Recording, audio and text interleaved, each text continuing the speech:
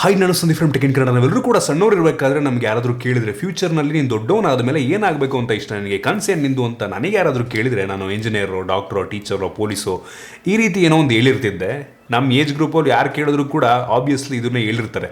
ಆದರೆ ಈಗಿನ ಕಾಲದ ಮಕ್ಕಳಿಗೆ ನೀನು ಫ್ಯೂಚರಲ್ಲಿ ದೊಡ್ಡವನಾದ್ಮೇಲೆ ಏನಾಗಬೇಕು ಅಂತ ಇಷ್ಟ, ಕನಸೇನು ಅಂತ ಕೇಳಿದ್ರೆ ಮೋಸ್ಟ್ ಆಫ್ ದ ಜನ ನಾನು ಯೂಟ್ಯೂಬರ್ ಆಗಬೇಕು ಅಂತ ಅಂತಾರೆ. ಏನೋ ಗೊತ್ತಿಲ್ಲ, ಈಗಿನ ಕಾಲದ ಮಕ್ಕಳಿಗೆ ಯೂಟ್ಯೂಬ್ ಅಂತಂದ್ರೆ ಏನೋ ಒಂಥರ ಕ್ರೇಜು, ಕಂಟೆಂಟ್ ಕ್ರಿಯೇಟರ್ ಆಗಬೇಕು, ಯೂಟ್ಯೂಬ್ ಮಾಡಬೇಕು. ತುಂಬ ಜನ ಈ ರೀತಿ ಒಂದು ಕನಸನ್ನು ಕಟ್ಕೊಂಡಿರ್ತಾರೆ.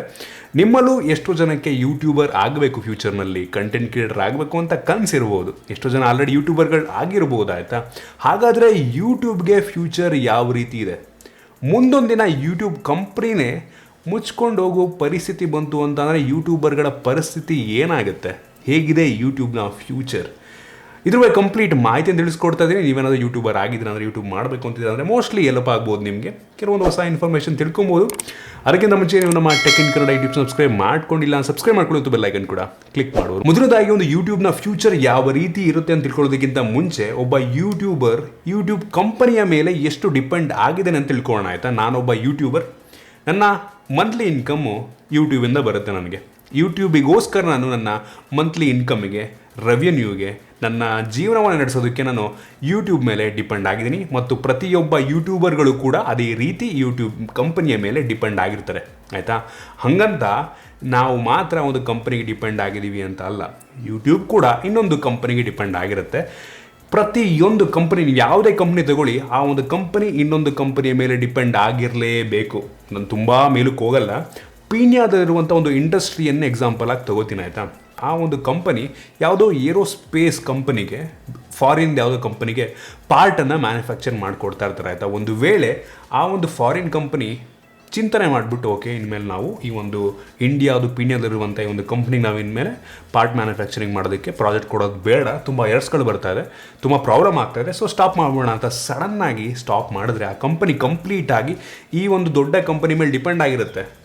ನಾಳೆ ಆ ಕಂಪನಿ ಆ ಪಾರ್ಟ್ಸ್ಗಳನ್ನ ಕೂಡ ಸ್ಟಾಪ್ ಮಾಡ್ತು ಅಂತಂದರೆ ಆ ಕಂಪನಿ ಮುಚ್ಕೊಂಡು ಹೋಗ್ಬೇಕಾಗತ್ತೆ. ಆಯಿತಾ, ಎಷ್ಟೋ ಕಂಪನಿಗಳು ಪೀಣ್ಯದಲ್ಲಿ ಆ ರೀತಿ ಇರುವಂಥದ್ದು ಒಂದೇ ಒಂದು ಕಂಪನಿ, ಒಂದು 2-3 ಕಂಪ್ನಿ ಮೇಲೆ ಡಿಪೆಂಡ್ ಆಗಿರ್ತವೆ. ಕಂಪ್ಲೀಟ್ ಪ್ರಾಜೆಕ್ಟ್ಗಳು ಒಂದು 2-3 ಕಂಪ್ನಿ ಮೇಲೆ ನಡೀತಾ ಇರ್ತವೆ. ಸೊ ಆ ರೀತಿ ಆಯಿತು ಅಂತಂದರೆ ಆ ಪೀಣ್ಯದಲ್ಲಿರುವಂಥ ಕಂಪ್ನಿ ಏನು ಮಾಡ್ಬೇಕು ಹೇಳಿ? ಅಲ್ಲಿರುವಂಥ ವರ್ಕ್ ಮಾಡ್ತಿರುವಂಥ ಎಂಪ್ಲಾಯ್ಗಳು ಏನು ಮಾಡಬೇಕು? ಸೊ ಈ ರೀತಿ ಪ್ರತಿಯೊಂದು ಕಂಪನಿ ಕೂಡ ಒಂದಕ್ಕೊಂದು ಡಿಪೆಂಡ್ ಆಗಿರ್ತವೆ. ಸೊ ಪೀಣ್ಯನ ಬೇಡ, ಪೇಟಿಎಮ್. ಆಯಿತಾ, ಪೇಟಿಎಮ್ ಆ್ಯಂಡ್ರಾಯ್ಡ್ ಫೋನ್ ಇಲ್ಲ ಅಂತಂದರೆ ಪೇಟಿಎಮ್ ಇಲ್ಲ, iOS ಇಲ್ಲ ಅಂತ ಐಫೋನ್ ಇಲ್ಲ ಅಂತಂದರೆ ಪೇಟಿಎಮ್ ಇಲ್ಲ. ಪೇಟಿಎಮ್ 2 ಅಪ್ಲಿಕೇಶನ್ ಇದ್ದರೆ ಮಾತ್ರ ನಡೆಯುತ್ತೆ. ಅಥವಾ ವೆಬ್ಸೈಟಿಗೆ ಎಷ್ಟು ಜನ ವಿಸಿಟ್ ಮಾಡ್ತಾರೆ? ಮೋಸ್ಟ್ ಆಫ್ ದ ಜನ ಈ ಒಂದು ಪೇಟಿಎಮ್ಮನ್ನು ಅಪ್ಲಿಕೇಶನ್ ಅಂದರೆ ಫೋನಲ್ಲೇ ಯೂಸ್ ಮಾಡ್ತೀವಿ ನಾವು. ಮತ್ತು Facebook, Instagram, WhatsApp, Android, iOS ಇಲ್ಲ ಅಂತಂದರೆ ಏನು ಮಾಡಬೇಕು? ಅಷ್ಟು ದೊಡ್ಡ ಕಂಪನಿ ಅದು.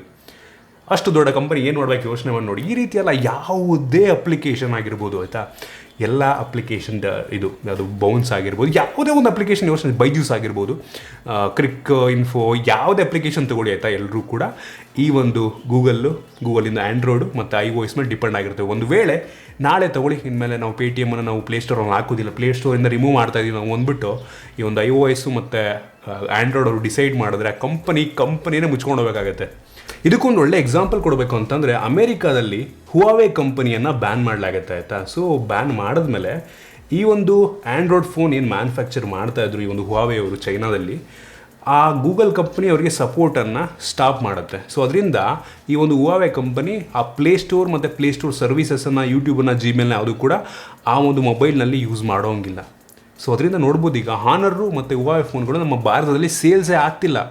ಗೂಗಲ್ ಸಪೋರ್ಟೇ ಕೊಡ್ತಿಲ್ಲ ಅಂತಂದರೆ ಯಾರು ಪ್ಲೇಸ್ಟೋರ್ ಇಲ್ಲದೆ, ಜಿಮೇಲ್ ಇಲ್ಲದೆ, ಯೂಟ್ಯೂಬ್ ಇಲ್ಲದೆ, ಗೂಗಲ್ಲೇ ಇಲ್ಲದೆ ಯಾರು ಒಂದು ಫೋನ್ನ ಪರ್ಚೇಸ್ ಮಾಡ್ತಾರೆ ಯೋಚನೆ ಮಾಡಿ ನೋಡಿ. ಆ ಒಂದು ಸಣ್ಣ ಡಿಸಿಷನ್ನಿಂದ ಈ ಒಂದು ಹುವಾವೆ ಕಂಪನಿಯನ್ನು ಅಮೆರಿಕಾದಲ್ಲಿ ಬ್ಯಾನ್ ಮಾಡಿದ ಒಂದೇ ಒಂದು ಕಾರಣಕ್ಕೆ ಈ ಒಂದು ಹುವಾವೆ ಬ್ರ್ಯಾಂಡು ನೋಡ್ಬೋದು ಈಗ ಇಂಡಿಯಾದಲ್ಲಿ ಬೇರೆ ಯಾವ ದೇಶದಲ್ಲೂ ಕೂಡ, ಚೈನಾ ಒಂದು ಬಿಟ್ಬಿಟ್ಟು ಬೇರೆ ಎಲ್ಲೂ ಕೂಡ ಸೇಲ್ಸ್ ಇಲ್ಲವೇ ಇಲ್ಲ, ಅವ್ರದ್ದು ಫುಲ್ ಡೌನ್ ಆಗೋಗಿದೆ. ಸೊ ಈ ರೀತಿ ಒಂದು ಕಂಪನಿ ಇನ್ನೊಂದು ಕಂಪನಿಗೆ ಡಿಪೆಂಡ್ ಆಗಿರುತ್ತೆ. ಇನ್ನು IT ಕಂಪ್ನಿಗಳ ಬಗ್ಗೆ ಬರೋಣ. IT ಕಂಪ್ನಿಗಳು ಕೂಡ ಏನು ಕಡಿಮೆ ಇಲ್ಲ. ಆಯಿತಾ, ಬೇರೆ ಕಂಪನಿ ಕಡೆಯಿಂದ ಪ್ರಾಜೆಕ್ಟ್ ಬಂದ್ರೇ IT ಕಂಪ್ನಿಗಳು ನಡೆಯೋಕ್ಕೆ ಸಾಧ್ಯ. ಸೊ ಬೇರೆ ಯಾವುದೋ ಕಂಪ್ನಿ ಕಡೆಯಿಂದ ಪ್ರಾಜೆಕ್ಟ್ ಬರಲಿಲ್ಲ ಅಂತಂದರೆ, ಯಾವುದೋ ಒಂದು ಬ್ಯಾಂಕಿಂಗ್ ಪ್ರಾಜೆಕ್ಟು, ಯಾವುದೋ ಒಂದು ಪ್ರಾಜೆಕ್ಟು ಇನ್ಫೋಸಿಸ್ ಅವರಿಗೆ ಆಗಿರ್ಬೋದು, ಪ್ರಾಡಕ್ಟ್ ಬೇಸ್ಡ್ ಕಂಪ್ನಿಗಳಲ್ಲ. ಆಯಿತಾ, ಅವೆಲ್ಲ ಸಪೋರ್ಟು ಬೇರೆಯವರಿಗೆ ಡೆವಲಪ್ಮೆಂಟನ್ನು ಮಾಡಿಕೊಡ್ತಾ ಇರ್ತಾರೆ. ಸೊ ಪ್ರಾಜೆಕ್ಟ್ಗಳೇ ಆ ಒಂದು IT ಕಂಪ್ನಿಗೆ ಬರಲಿಲ್ಲ ಅಂತ ಅಂದರೆ IT ಕಂಪ್ನಿ ಹೆಂಗೆ ನಡೆಯುತ್ತೆ? ಪ್ರಾಜೆಕ್ಟ್ಗಳಿಲ್ಲ ಅಂತ ಅಂದರೆ ಹೆಂಗೆ ನಡೆಯುತ್ತೆ? ಅವು ಕೂಡ ಇನ್ನೊಂದು ಕಂಪ್ನಿ ಮೇಲೆ ಡಿಪೆಂಡ್ ಆಗಿರ್ತವೆ. ಸೊ ಅದೇ ರೀತಿ ಈಗ ಯಾವ ರೀತಿ ಈ ಒಂದು ಹೇಳಿದ್ರೆ ನಾನು ಪೇಟಿಎಮ್ ಇವೆಲ್ಲ ಯಾವ ರೀತಿ ಈ ಒಂದು ಗೂಗಲ್ಗೆ ಡಿಪೆಂಡ್ ಆಗಿದೆಯೋ ಅದೇ ರೀತಿ ಯೂಟ್ಯೂಬರ್ಸ್ಗಳು ಕೂಡ ಈ ಒಂದು ಯೂಟ್ಯೂಬ್ಗೆ ಡಿಪೆಂಡ್ ಆಗಿದ್ದೀವಿ. ಮತ್ತು ಈ ಯೂಟ್ಯೂಬು ಕೂಡ ಇನ್ನೊಂದು ಯಾವುದೋ ಕಂಪ್ನಿಗೆ ಡಿಪೆಂಡ್ ಆಗಿರುತ್ತೆ ಆಯಿತಾ. ಸೊ ಆ ರೀತಿ ಒಂದೇ ಒಂದು ಸಲ ಯೋಚನೆ ಮಾಡಿ 40 ವರ್ಷ ಮುಂಚೆ ಆಯಿತಾ, 40 ವರ್ಷಗಳ ಮುಂಚೆ ಇಂಟರ್ನೆಟ್ಟೇ ಇರಲಿಲ್ಲ. ಸೊ ಆ ಟೈಮಲ್ಲಿ ಯಾರು ಕೇಳಿದರೆ ಇಂಟರ್ನೆಟ್ ಬೇಸ್ ಮೇಲೆ ಇಂಟರ್ನೆಟ್ಟಿಗೆ ಡಿಪೆಂಡ್ ಆಗಿ ಕೆಲವೊಂದು ಕಂಪ್ನಿಗಳು ಹುಡ್ಕೊತವೆ ಅಂತ ಯಾರಾದರೂ ಆ ಟೈಮಲ್ಲಿ ಹೇಳಿದರೆ ಎಲ್ಲರೂ ನಗಾಡೋರು. ಏನು ಇಂಟರ್ನೆಟ್ಟಿಂದ ಕಂಪ್ನಿನ ಅಂತ ನಗಾಡೋರು ಎಲ್ಲರೂ ಕೂಡ. ನೋಡ್ಬೋದು ಇಂಟರ್ನೆಟ್ ಬಂದ ಮೇಲೆ ಅಮೆಝಾನ್ ಇಂಟರ್ನೆಟ್ ಬೇಸ್ ಮೇಲೆ ರನ್ ಆಗುವಂಥ ಕಂಪ್ನಿ. ಇಂಟರ್ನೆಟ್ ಇಲ್ಲ ಅಂತಂದರೆ ಅಮೆಝಾನ್ ಇರ್ತಾನೆ ಇರಲಿಲ್ಲ. Amazon.com ಅವ್ರು ಆನ್ಲೈನಲ್ಲಿ ಶಾಪಿಂಗನ್ನು ಶುರು ಮಾಡಿದ್ರು. ಅದು ಇಂಟರ್ನೆಟ್ಟಿಂದಲೇ ಇದ್ದಿದ್ದು. ಇಂಟರ್ನೆಟ್ ಇಲ್ಲ ಅಂದರೆ ಅದು ಹೆಂಗೆ ಶುರು ಆಗ್ತಾಯಿತ್ತು ಅದು. ಅದಾದಮೇಲೆ ಗೂಗಲ್ ಇಂಟರ್ನೆಟ್ ಇಲ್ಲ ಅಂದಿದ್ರೆ ಶುರುನೇ ಆಗ್ತಿರಲಿಲ್ಲ. ಇಂಟರ್ನೆಟ್ ಬಂದ ಮೇಲೆ ಶುರುವಾದಂಥ ಕಂಪ್ನಿಗಳು, ಇಂಟರ್ನೆಟ್ ಮೇಲೆ ಡಿಪೆಂಡ್ ಆಗಿ ಬಂದಂಥ ಕಂಪ್ನಿಗಳು. ಸೊ ಯಾವ ರೀತಿ ಈಗ Facebook, Google, Yahoo, YouTube, Twitter ಇವೆಲ್ಲ ಇಂಟರ್ನೆಟ್ ಬೇಸ್ ಮೇಲೆ ಇಂಟರ್ನೆಟ್ಗೆ ಡಿಪೆಂಡ್ ಆಗಿ ಬಂದಿರುವಂಥ ಕಂಪ್ನಿಗಳು ಆಯಿತಾ. ಸೊ ಅದೇ ರೀತಿ ಈಗ ಆ್ಯಂಡ್ರಾಯ್ಡ್ ಬಂದಿದೆ ಆಯಿತಾ. ಆ್ಯಂಡ್ರಾಯ್ಡಿಗೆ ಡಿಪೆಂಡ್ ಆಗಿ ಈಗ ಪೇಟಿಎಮ್ಮು, ಫೇಸ್ಬುಕ್ಕು, ಅವು ಇವು ಕೆಳಗಡೆ ಬರುವಂಥ ಅಪ್ಲಿಕೇಶನ್ಗಳು ಆ ಒಂದು ಆ್ಯಂಡ್ರಾಯ್ಡಿಗೆ ಡಿಪೆಂಡ್ ಆಗಿ ಬಂದಿರುವಂಥವು ಆಯಿತಾ. ಫ್ಯೂಚರ್ನಲ್ಲಿ ಈ ಒಂದು ಯೂಟ್ಯೂಬ್ಗೂ ಕೂಡ ಡಿಪೆಂಡ್ ಆಗಿ ಕೆಲವೊಂದು ಕಂಪ್ನಿಗಳು ಆಲ್ರೆಡಿ ಇದ್ದಾವೆ. ಯೂಟ್ಯೂಬ್ಗೆ ಡಿಪೆಂಡ್ ಆಗಿರುವಂಥ ಕೆಲವೊಂದು ಕಂಪ್ನಿಗಳಿರುವಂಥದ್ದು ಆಯಿತಾ. ಸೊ ಹಿಂಗೇನೆ ಒಂದು ರೀತಿ ಸೈಕಲ್, ಅದು ಒಂದು ಕಂಪ್ನಿ ಮೇಲೆ ಇನ್ನೊಂದು ಕಂಪ್ನಿ ಡಿಪೆಂಡ್ ಆಗ್ತಾ ಇರುತ್ತೆ. ಸೊ ನಾವು ಕೂಡ ಅಷ್ಟೇ ಯೂಟ್ಯೂಬ್ಗೆ ಡಿಪೆಂಡ್ ಆಗಿದ್ದೀವಿ. ಸೊ ನಾವೇನು ಸ್ಪೆಷಲ್ ಅಲ್ಲ, ಎಲ್ಲರೂ ಕೂಡ ಅಷ್ಟೇ. ನೀವು IT ಕಂಪ್ನಿ ಆಗಿರೋದು, ಯಾವುದೇ ಕೆಲಸ ಮಾಡ್ತಿರೋರು ಒಬ್ಬರಿಂದ ಇನ್ನೊಬ್ಬರಿಗೆ ಡಿಪೆಂಡ್ ಆಗಿ ಇರ್ತೀರ ಆಯಿತಾ. IT ಕಂಪ್ನಿ ನಾಳೆ ಬೇಕಾದ್ರೆ ಮುಚ್ಕೊಂಡು ಹೋಗ್ಬೋದು. ಕೆಲವೊಂದು ಕಂಪ್ನಿಗಳು ನಾಳೆ ನಿಮ್ಮನ್ನು ಕೆಲಸನ ಕಿತ್ತು ಹೋಗಿಬೋದು ಆಯಿತಾ. ಏನು ಬೇಕಾದ್ರೂ ಆಗ್ಬೋದು. ನಮ್ಮದು ಹಂಗೆ, ಯೂಟ್ಯೂಬ್ ನಾಳೆ ಮುಚ್ಕೊಂಡು ಹೋದ್ರೂ ಹೋಗ್ಬೋದು. ಸೊ ನಾವು ಅದಕ್ಕೆ ಪ್ರಿಪೇರ್ ಆಗಿರಬೇಕು ಆಯಿತಾ. ಅಷ್ಟೇ. ಒಂದೇನಂತಂದ್ರೆ ನಾವು ಯಾರಿಗೂ ಬೇರೆಯವ್ರ ಅಂಡರ್ ಕೆಲಸ ಮಾಡಬೇಕು ಅಂತ ಇಲ್ಲ. ಆ ರೀತಿ ಒಂದು ಅಡ್ವಾಂಟೇಜ್ ಇರುತ್ತೆ ಅಷ್ಟೇ ಆಯಿತಾ. ಸೊ ಫ್ಯೂಚರ್ ಹೇಗಿರುತ್ತೆ ಯೂಟ್ಯೂಬಿಂದ ಹಂಗಾದರೆ?